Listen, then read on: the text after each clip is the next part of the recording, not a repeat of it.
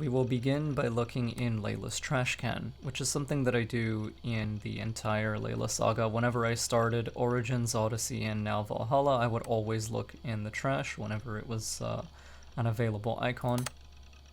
So the first thing we see here is Otso Berg Interrogation, November 2nd, 2019. It's an audio file, but it is unplayable because it's corrupted. But what this says to me is that they have Berg in custody and he is in fact alive. The next deleted thing is a letter that she wrote to Victoria Bebo's parents. If you'd played Odyssey, you would know that the staff of Hermes' corruption and influence caused Layla Hassan to kill Victoria, who was her field doctor. My name is Layla Hassan. I was a friend and colleague of Victoria's, both at Abstergo and in our subsequent freelance careers. In all the time I knew and worked with your daughter, I was always struck by her limitless intelligence, her humor, and her ability to focus, even in times of great stress. She was an inspiration, not just to me, but to all those who work with her. I'm writing to you now with the hope of shedding some light on the circumstances of her death. I realize it must be strange to receive a letter out of the blue from someone whose name you've probably never heard, offering to explain the tragic loss of one so dear. But if you'll allow me, I will try. I was with your daughter in the moments leading up to the unfortunate incident that took her life. In fact, I'm partly to blame for... And then she stopped writing.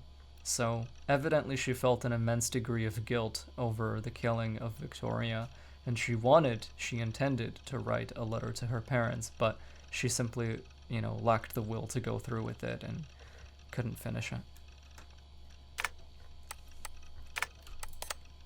In the My Stuff folder, we have a bunch of photos she's taken of Sean and Rebecca, when they got here. There's a nice one of the Animus HR8, codenamed the Sarcophagus. This is a great shot. I would actually love to see all of these photos, released as higher resolution images. Surely someone at Ubisoft has them, and I really, really want them.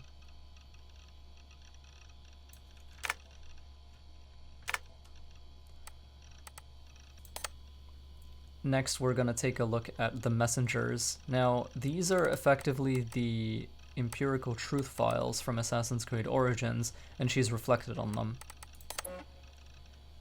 Rebecca, before we meet at the site, I want you to see these. Last week I reviewed the logs from my time with Bayek and came across some old notes. In the years I explored Cleopatra's Egypt, I stumbled across 6 Isu temples, most of which were buried beneath pharaonic tomb sites. Each temple contained an Isu message clearly meant for one with the ability to read genetic memories. I was the lucky one. I don't believe they were intended for Bayek himself, as he seemed wholly unaware of the messages as they played. They may have been encoded in a way that only someone with an animus could see them. It's been a few years since I last heard these messages, so my memory's foggy, but the notes I scribbled down have a clarity that I trust. Might be something to all this, I don't know. Often I grasp outside of my area of expertise. I'm enthusiastic but often wrong. Let me know if something else strikes you. Layers upon layers of reality, each blurring into the next. Which is real and which is not? What if none are real? What if everything you know is false? We ran thousands of simulations, searching for the right version, searching for Desmond. Each one of them felt real, but there's no way of truly knowing, is there? Not for sure. Anything can be simulated, and finding the answer could mean erasure. Teasing the assassin maxim, nothing is true. Must be careful not to confuse truths with facts, however, a language game you will always lose. Though we may stumble in our attempts to interpret it, the world, the universe, reality, what have you, it is always out there. I believe that, simulated or no. We could imagine a dozen nested simulations, and each one on the level of itself would constitute a full reality. Wolfram, via Conway, suggests the universe is a giant cellular automata. And further, there is a point where the difference between simulated and real is meaningless. If the universe were a simulation, what would it matter? The simulation qua simulation itself would be real, and therefore everything within it would be real within the confines of the simulation.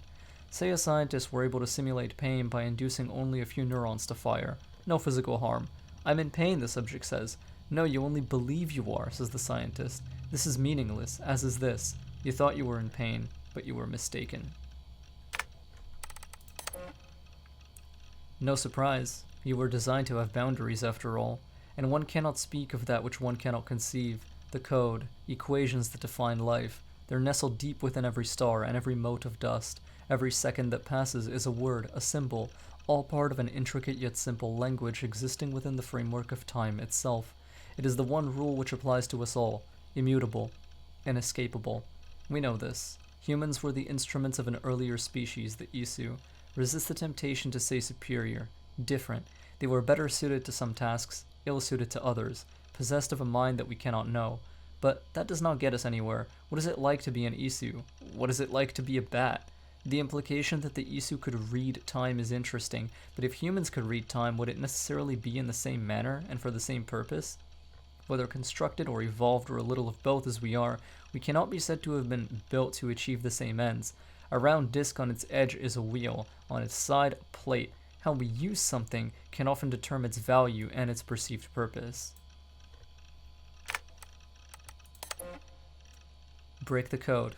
Break the node. These walls tell of a tragic story, a story we transcribed on our structures, on our artifacts, a story we could not alter, a mystery defying us in plain sight. We tried, our scholars and scientists, poets and physicists, bright minds, rebellious hearts, they all tried so hard to bring about change. We all failed. None could change what we discovered, the stories written into the walls of these rooms. The reader has no power, he's but an observer, but the author invents the future. The author owns the future. The Toba catastrophe, a supervolcanic event paired with a mass coronal ejection, was the beginning of the end for the Isu. It changed the Earth's environment, lowered its available oxygen levels, and generally fucked things up. The Isu never recovered. By our estimations, the last remaining Isu died just a century after the catastrophe. From that point forward, humans, their creation, ruled the roost. This disaster was not unforeseen. Isu scientists had known about their impending doom for years, perhaps decades, before the catastrophe occurred. To protect themselves, they worked feverishly to find a solution. 6 methods they tried, but due to a toxic combination of hubris, political infighting, and bad luck, all 6 failed. The final method proved the most promising and was nearly complete when tragedy struck. It was this method that Desmond Miles revived when he saved the world from a second solar flare in December 2012. This voice laments the compounded failure of their species to save themselves, but the truth is broader than that. They, with Desmond, saved us. Success deferred. Then this message, break the code, break the node. Insistent and very puzzling.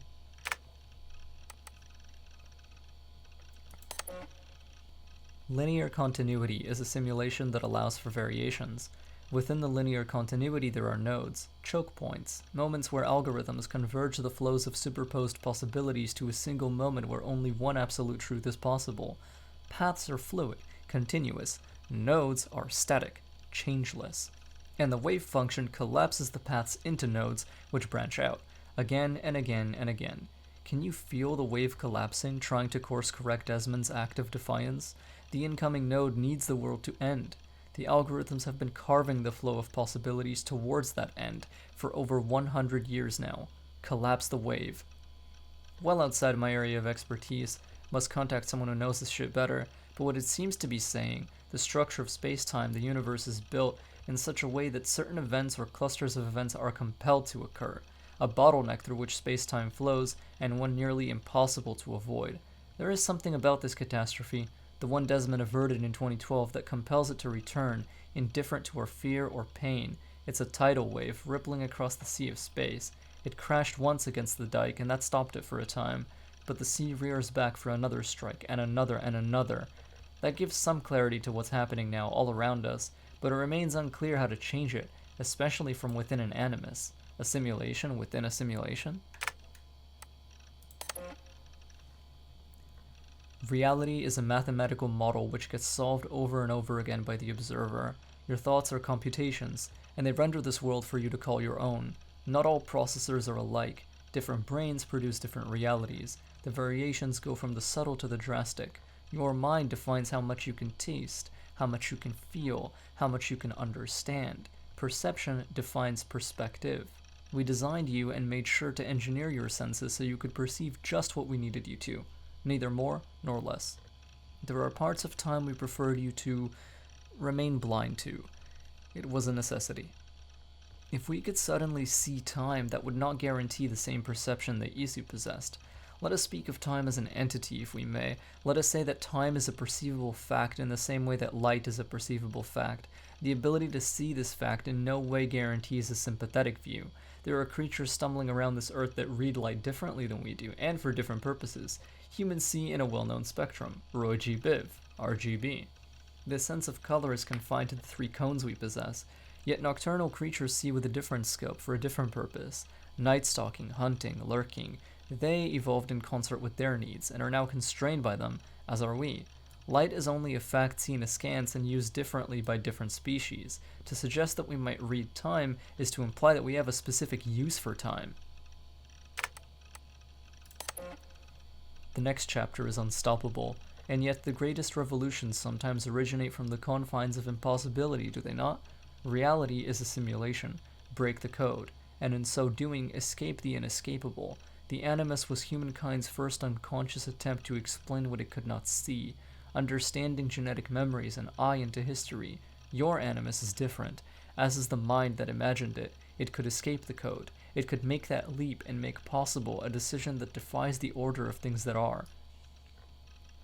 It's ridiculous to imagine that I could change the nature of reality out there, from within the confines of an animus, a simulation within this so-called simulation, but I believe I understand what this voice is telling me. My animus is endowed with the ability to suggest alterations to days long past. From any moment in time, I can extrapolate what might have been, calculations of time. I'm not confined to what was, but what could have been. Yes, history is real, facts do matter, but from any moment in time I choose within the animus, I can interrogate the memory. I can ask the world, what if? What if Bayek and I had stayed together? What if Hamu had not been murdered? I can suggest these hypotheticals and watch how they unfold. Why would I want to? For knowledge? For a better understanding of what tragedies were avoided? It remains to be seen. I am, in a sense, a reader of the calculations, as the Isu were in days past. Perhaps one day I'll be able to harness this talent to see into the future, to predict, to correct, to avoid. That'd be worth something. The Staff of Eden folder contains information on the Staff of Hermes Trismegistus, and also on who its canonical wielder was. Acquired from the Eagle Bearer, Cassandra, 2018. Presumed manufacture date, late in the Isu Singularity Age. This staff, one of many Isu staves known to us, is first and foremost a medical device with the ability to heal, repair, restore, and rejuvenate organic tissues with unprecedented swiftness. It's been known to extend the life of its bearers well beyond the average human and Isu lifespans, and is presumed to have the ability to resuscitate living creatures in critical or suspended states. It's not been verified if the staff has the ability to resurrect the dead, but this seems unlikely, based on its known features. It appears to work by reading and copying its bearer's DNA to ensure perfect replication on a broad scale. It's able to detect erroneous copies and deploy repairs so long as its bearer remains within direct contact. It's been used as a weapon infrequently, possibly by taking advantage of the tremendous power it draws from the Isu's wireless energy lattice. The staff has also acted as a conduit or container for the personality of an Isu called Aletheia. It's not known if this personality is Aletheia's original consciousness or a simulation of the original, though most neuroscientists would call this a distinction without a difference. As of early 2019, the entity known as Aletheia has made no further attempts to contact me. As yet, my purpose as the so-called heir of memories, as Aletheia has dubbed me, remains unclear. Known bearers of the staff were Hermes Trismegistus, Pythagoras, and Cassandra. The SecureShare folder contains interesting decryptions and decodings of First Civilization language and some Order of the Ancients writings. Hey guys, thanks for sharing with me the manuscript you found. It's truly amazing. For the first time, we have a key to read some inscriptions from the precursors. But wait, it gets even better. I immediately saw some suspicious similarities with ancient languages, so now that I could decipher the glyphs, I dug into our precursor archives for more sources. I had to sort through the many different types of writings we found on precursor sites to find some similar to that inscription. It's quite puzzling how many seemingly unrelated writing systems they had. Maybe the precursors were not as monolithic a civilization as we think? Anyway, after a more in-depth comparative work, the conclusion is unequivocal. This language is related to ancient languages from the Indo-European family, maybe even others. In fact, given the corpus I've studied, I would say that it's probably an ancestor to them, or at least it had a significant influence on them. This is truly fascinating. With that comparative work, I was able to partially understand some of the inscriptions. The one above reads, "When destruction and death threatens before us, and the solar flare is reaching, to the calculator of futures we run." I put my other findings in this shared folder in case it can be of use to you. Keep me posted if you find anything else, Anthony. This is the first part of the manuscript you found in Canterbury. It uses a cursive version of the alphabet that appears to be the same as the one used in the Voynich manuscript, although the handwriting is clearly different. A message from the Council. For the labor we cannot do ourselves, we require animals of great strength but limited sense, freedom of action but not of thought. To guarantee full control over their behavior, they must be credulous in matters of imagination. They must be suspicious in matters of fact. They must see patterns where there are none. They must doubt correlations that go against their desires. In all, they must be thought of as our instruments, not our children. They will build for us, harvest for us, toil for us. On land, in the sea, in the sky. They shall be tools to be used, not creatures to be coddled.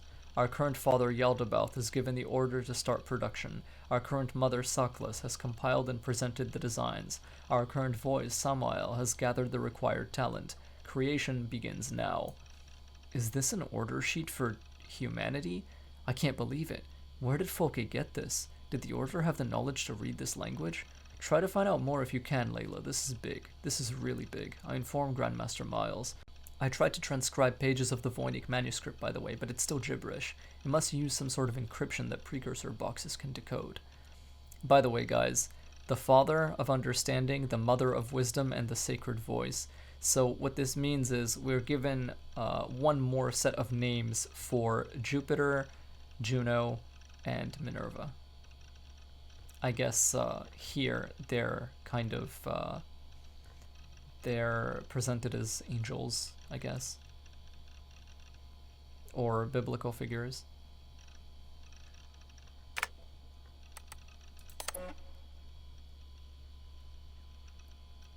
The workers from the construction site are reassigned to the sanitation of the lake, effective now. I'm not sure what lake this refers to. Given the evidence found, we're pretty sure there must be a precursor vault there, and this message seems to confirm it. Unfortunately, we haven't found it yet. Maybe this will help? The sun shone warmly inside, a burning sight. Now I soothe the wound in a lake of tears. An example of precursor poetry, and a pretty sad one at that. Note that the original text follows a meter of 16 morae per verse. What was true is untrue. What was done is undone. It is a war, not a rebellion. All are summoned to fight. 2,800 shovels for shoveling. 1,750 axes for cutting. 880 plows for plowing. Lock or hide them. I suspect theft from inside. Shovels, axes, and plows? Why would the precursors use such rudimental tools given their advanced technology? Or did they keep their technology away from their human slaves? So many things we don't know about them. This appears to be the first contact Sean and Rebecca made with Layla.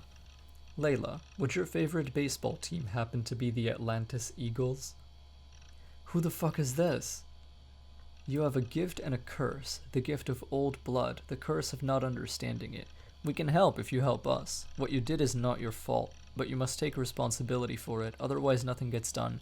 One of us will contact you. If you miss us, you miss your chance. One last message, after which all communication between us via this account or any other will cease. We have our own ways of talking, methods that cannot be sniffed or traced. Your previous team made this mistake. They knew the risks, but they were sloppy, left traces of their activity on everything, digital fingerprints everywhere. That will not happen with us. My colleagues tell me the initial meeting went well. They're impressed, if a little wary of the influence your new toy has on you, but they know better than most what it means to live with such a burden. I'm curious to know more about this heir of memories epithet. It's not a phrase we've heard in all our decades of research. In a few weeks' time, we'll contact you once more. If you're interested in proceeding, follow our instructions to the letter. If you're not interested, or if you break any of our protocols, this will be the last time you hear from us. Take this to heart. The world is sick and getting sicker. The Earth's magnetic field is growing stronger. Satellites are falling from the sky. Earthquakes are getting more frequent. Famines are becoming more and more frequent. and now we have credible reports of a new and deadly virus sweeping through Asia. It can feel like we're living through a Yeatsian nightmare. Mere anarchy is loosed upon the world. In many ways we are, but there is hope. There is a cure. Us. In the past few months we've come across something that may help us solve our most pressing problems. A message, a very promising message that may help us reverse the dire course we're on. If you want to be part of the solution, join us. If not, we wish you the best of luck. I'm ready. Good. This is a message to her brother. Ramy, forgive the short email. I wanted to call, but I'm not using phones right now and my time is limited. I'm still recovering from my trip. Things got out of hand and nothing went as expected. People got hurt. I told you it was for research, and it was, but not for Abstergo. The truth is I haven't worked for them for a few years. It's a long story and I won't bother you with the details, but it wasn't for me. Leave it at that. The group I'm with now, I can't explain. Not over email. But they've shown me things, given me opportunities and opened my eyes to a broader view. But not without cost. In fact, I fucked up last year. Bad. More than once, and I need to make it right. I know all this sounds cryptic. It is. But I'm not in danger, not in the way you might think. If I'm being vague, it's because I need to be. I don't want any data sniffers picking up on keywords that might raise alarms. Do I sound paranoid? A little? Here's the point. Don't worry about me. I'm with a couple of people who I trust now. They've been at this a lot longer than I have, and they're gonna see me through this. I promise. At this time next year, things will be better. The skies will be clear, the earthquakes will stop, and we'll celebrate Ramadan together. It'll be just like the 90s all over again.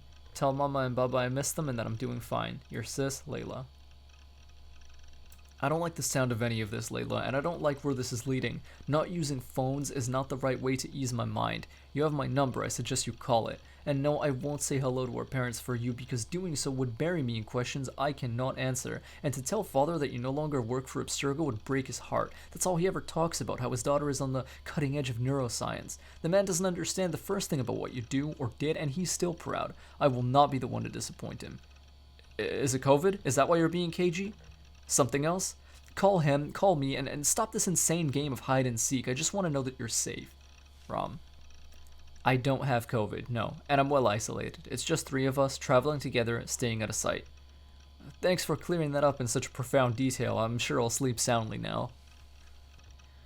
Layla, as you traipse about England, Bex and I thought you might want to keep your eyes open for a few things. Assassin bureaus. Or the hidden ones, more accurately. They operated in Roman Britain between the years 100 and 430 CE. It's not clear why they left, but the final date corresponds roughly to the Roman exodus from Britain, so I imagine their leaving had something to do with the Empire's retreat, mission accomplished, or a loss of faith. Not sure, but we do know that it was several hundred years before the hidden ones returned to the island. It may be Basim and Hytham are the first in half a century. From our own archives, I believe there were 6 main bureaus operating in the Roman period: Leicestershire, London, Winchester, York, Essex, and Gloucestershire. These won't be the Saxon names, so you'll have to read between the lines. Animus anomalies. Bex noticed these, about 10 embedded in the simulation. They're dense clusters of data that may screw with your ability to navigate Eivor's memories. Approach with caution. We don't know what they'll do if you get too close. They may be harmless, they may induce occipital shock, or wipe your mind. Hard to say. Best to err on the side of hell no, but if you're curious, well, I warned you. Pieces of Eden. We don't know of any Isu artifacts you should be looking for specifically, but they're out there, and this was a period where they often cropped up in legend. Norse and Saxon songs and tales speak of them often, so keep your eyes peeled, especially around Stonehenge. How could that not be an Isu site? So one thing I find fascinating about this document in particular is that it can actually help you to seek out Assassin's Creed specific content in the simulation. Like if you read this file and if you exit the Animus regularly, you can actually refer to this to find stuff in the Animus, which is amazing. Like, for example, instead of going to the internet and looking up a guide of, hey, where are the assassin bureaus in the game, you can just leave the Animus, read this file, and then go back into the Animus and look for the assassin bureaus in these cities. Right? Like in these places. And then there's like a thing about the Animus anomalies, so, you know, if you're curious, which if you're an Assassin's Creed fan, these will pique your curiosity and you will want to get them.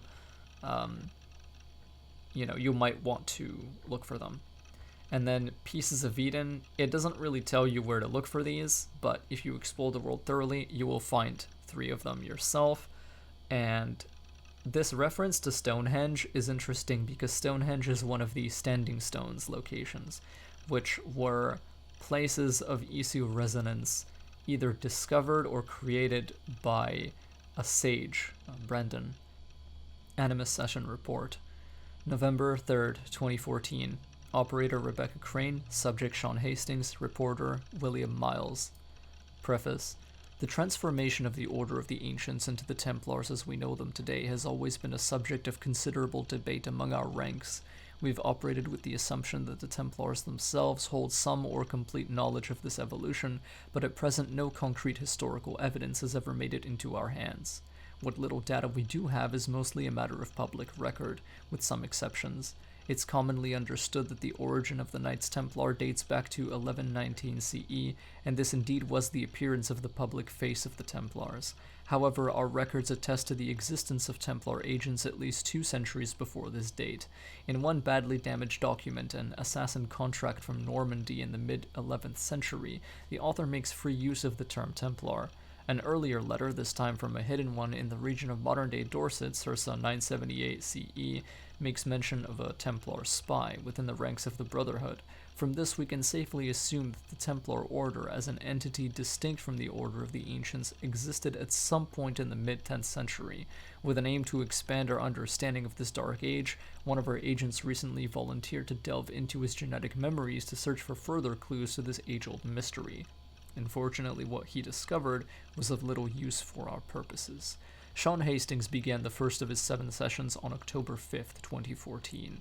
Over the course of the next 3 weeks, he followed various matrilineal and patrilineal lines into the past, focusing on the 9th, 10th, and 11th centuries, in search of assassins and or Templars in his bloodline. He found none.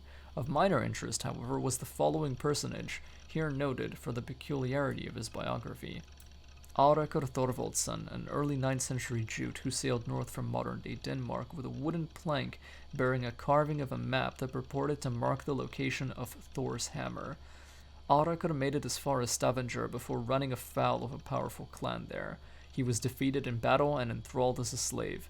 He escaped his captivity some 10 years later and returned to Jutland to marry and settle down. The location of Aurakur's map is unknown, and the existence of Thor's hammer, a precursor relic no doubt, remains unconfirmed.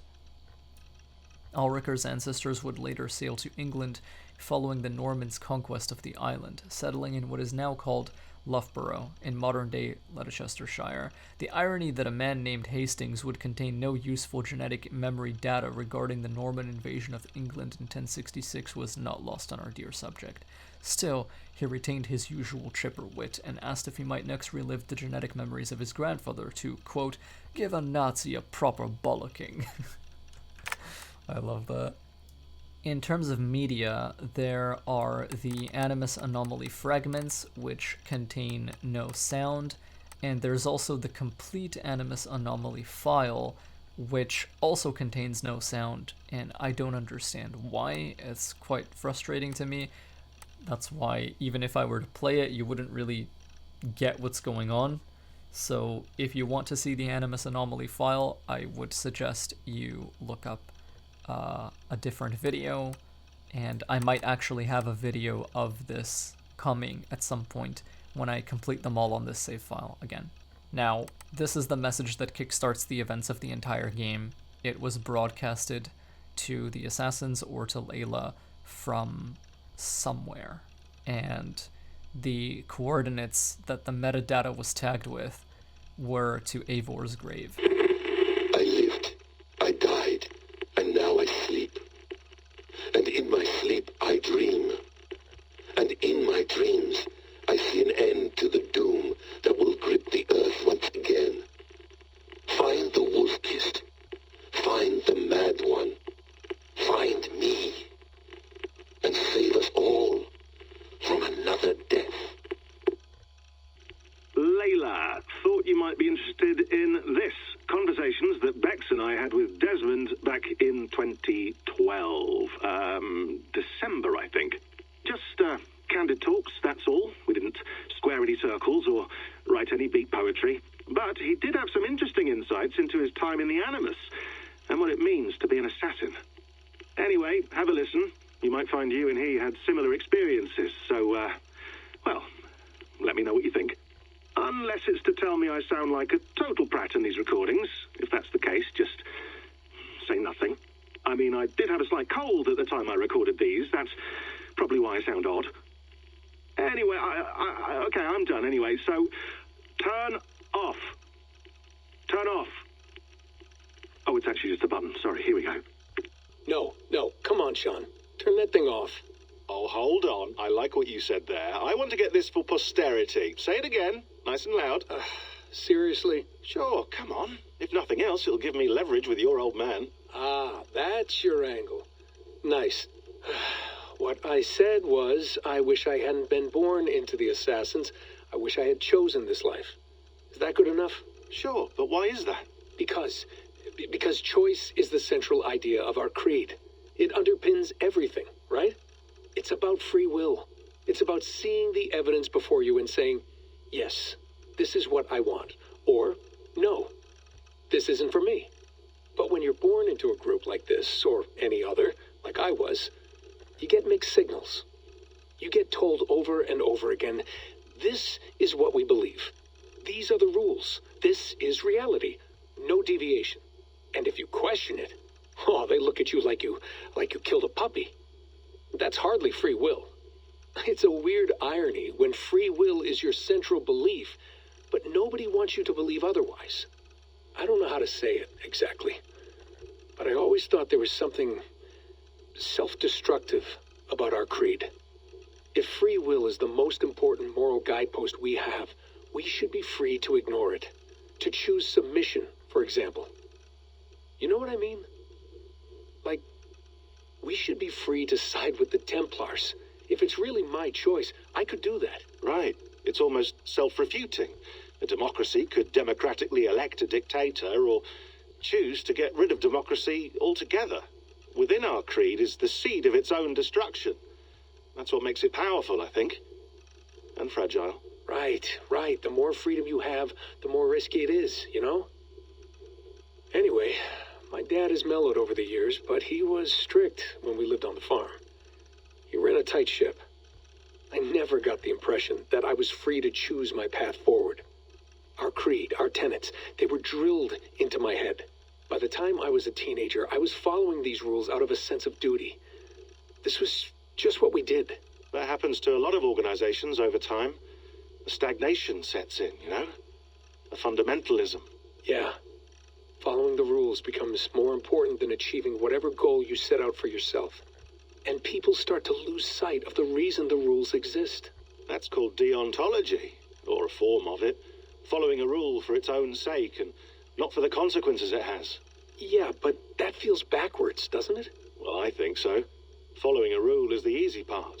Praying, taking a sip of wine, munching on a wafer. Rituals that give comfort. But that's just going through the motions. It makes people feel like they're doing something. When the hard work is, well, actually getting off your ass and doing something productive. I think people just want boundaries. Tight boundaries. They want to see the four walls that pen them in. I don't disagree. Anything outside that, anything that makes life more complex, that's scary. That's why I envy you. You chose this life. You went through that process, and you decided, yes, I believe in this. Sure. It didn't stop me from being an insufferable know-it-all as a teenager, but I see your point. I would have loved to have been a know-it-all. I knew nothing. Not until you guys found me. Yeah. It wasn't until I met you, and Bex and Lucy, that I knew. I knew I wanted to be an assassin. Oh, thanks, Des. Come here. Bring it in, bud. I don't normally like touching, but I'll make an exception now. I am not hugging you. You sure? Because I smell very nice today. Can you just turn that off? Hold on, I'll just set this here. Do you guys record everything we talk about? Not everything, but you've been using the Animus so much, I thought this was a good chance to learn some things about prolonged exposure. So I'm your guinea pig. No, my guinea pigs are all dead. The Animus was too much for them to handle. Cute. Can I ask you about the bleeding effect? Any recent flashes? Any memories resurfacing? Yeah, the usual things. Ghost images of Altair and Ezio a few times a day. Nothing intrusive, just brief moments. They pass quickly, almost without me noticing. Like a figure in the corner of my eye. Or remembering a dream from the night before. I did have one extended hallucination a few days ago. It was Ezio. He was older, around the time he left Cappadocia. He was standing on the deck of a ship, alone. And through him, I could feel an intense regret or guilt. And it felt to me like he'd had a loss of faith in himself, in the creed, like he couldn't keep it up, couldn't stay true to his ideals. And as I watched him, I thought, is this the moment he decided he was done being an assassin? It felt like it. Anyway, most of my visions have been brief, lasting just a few seconds. They're like complete memories of small moments that appear suddenly out of nowhere, fully formed. It's a strange feeling. Okay. Anything else? I'm starting to see Connor now, too. Though I hear his voice more often than I see him. I'm sure that will change. Oh, yeah, and yesterday, just before bed, I had a memory of being on a beach in the Caribbean with a bunch of sailors. Or maybe they were pirates. I don't know. No idea. Huh. We'll look into that. And how do you feel in general? In general? Well, I feel older, for one. Much older. And it's strangely comforting. I'm collecting the memories and skills and thoughts of so many people. I feel like I've lived a few hundred years or more. Is it possible that if I do this for too long, it'll push my own memories aside? That I'll be everyone but myself after a while? It's possible. That's called identity substitution. It's happened before, but it's rare. And someone with your background shouldn't need to worry. My background? You mean someone with my genes? My abilities? You have Isu DNA, and that lets you see things and do things and withstand traumas that other people can't. And I can suffer in ways that others can't. That's not something to be proud of. You mean the apple? Yeah. It has a pull, Bex. It tugs at my brain. It talks to me. Teases me. Drives me mad. And what I did to Lucy... God damn it. Nothing is worth the damage I did. The pain I caused. I know. But you're special. That's the point. I'm not special, Bex. I'm lucky. That's all. I understand. We're assassins. It's our creed that makes us different, not our genes, not our blood. Anyone can join us. That's true. But let's leave that aside for a second. What I want to know is, have you ever had any Isu memories resurface? Isu memories? I don't think so. I can't even begin to imagine what that would feel like. I think you'd know if you did. Maybe one day. We might be able to induce something. Jesus, let's fix the world first, okay? Before we start digging up my ancient ancestors. Deal. With my luck, I'll be related to some third-rate Isu like Sisyphus or something. Way to aim high, buddy. Hey, you gotta. Those were, to my knowledge, all the files on Layla's laptop that are not Endgame spoilers. From this point forward, there will be Endgame spoilers, so this is your chance to click away from this video if you have not finished Assassin's Creed Valhalla.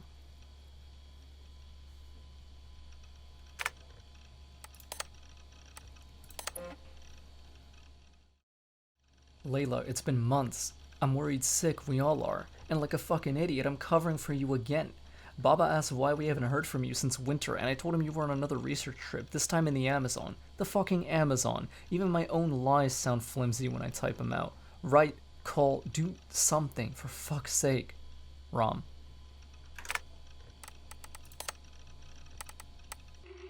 You'll wonder where I am. You might wonder if I am. I don't know how to answer that. But I'm not afraid. And I'm not alone. We have work to do. Well, that may take us days or years. It's impossible to say. But we'll finish it. What I mean is, don't come looking for me. It's too dangerous and too late. Take care of yourselves. Take care of the world we still have. And take care of